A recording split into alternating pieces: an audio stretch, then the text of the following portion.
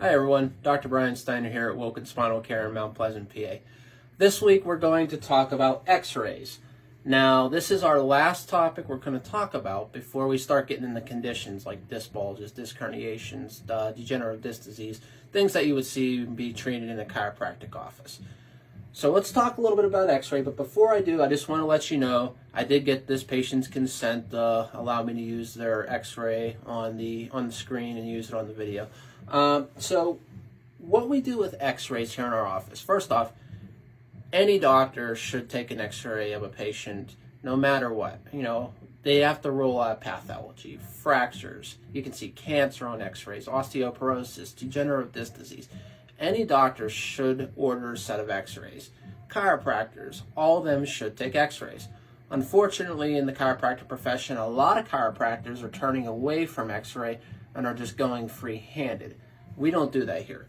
If you come into this office, we take x-rays on all new patients because we want to know exactly what's wrong.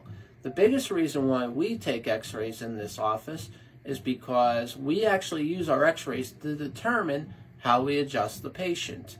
So if you look at this x-ray here, I'm not going to go into a whole detailed x-ray because it's really hard to see it on a screen through the camera versus the computer.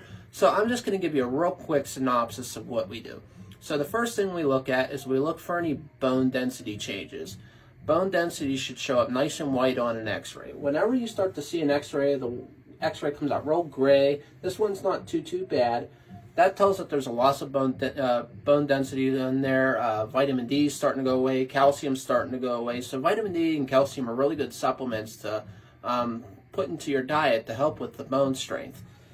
Another thing that we look for is we look for any disc space losses. So we take 2 sets of low back x-rays. So this is what we call an A to P lumbar. And then the next one here is what we call a lateral lumbar. It's when the patient's on their side. This is where we look for any disc space changes.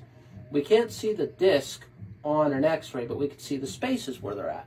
We should see nice, healthy spaces between each bone. And in this patient, it's not too bad. The disc spaces are really good. We don't want to see bone on bone or anything like that. So those are other things we look at. Another thing we look at is we look for a nice curve like this in the lumbar spine. This is called a lordotic curve.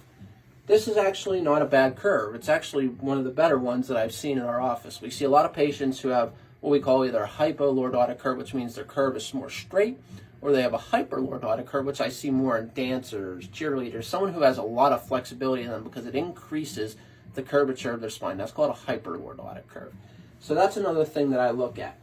Now, another thing that we look at in x-rays, we look for anything like kidney stones, gallstones, fractures. We can even see aneurysms on an x-ray, and I have seen 2 aneurysms in my very short time in practice. Those are patients that obviously we want to refer out.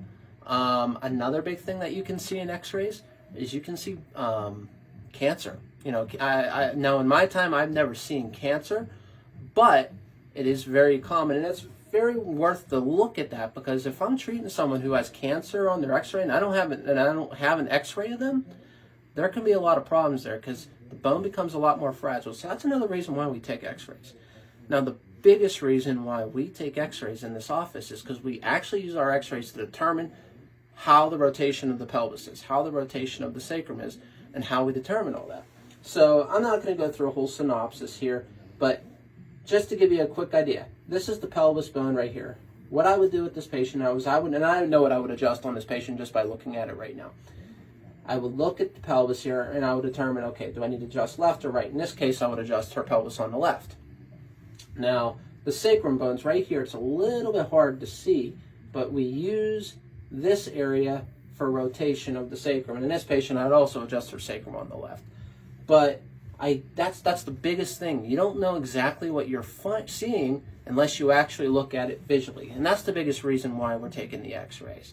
Now, one last question that a lot of patients ask, and this is mainly because the person behind the camera asked this question.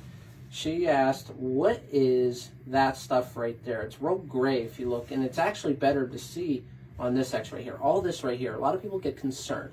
That's where your digestive system's at. That's where the large intestine's at. That's all gas. Okay, gas shows up on an x-ray. When there's a gas buildup, you know, she may have eaten something, or maybe she has a stomach ache. that will show up. Now, will it go away? Yeah. I've had x-rays where there's nothing there, but when people have a gas buildup, that's what shows up on the x-rays. So this week's blog was a little bit, it was a quick, short one before I start getting into bigger detail. Again, x-rays are really, really important, and this is what helps us get patients better faster, because we know exactly what is wrong and what we need to do and what we need to adjust to get you better.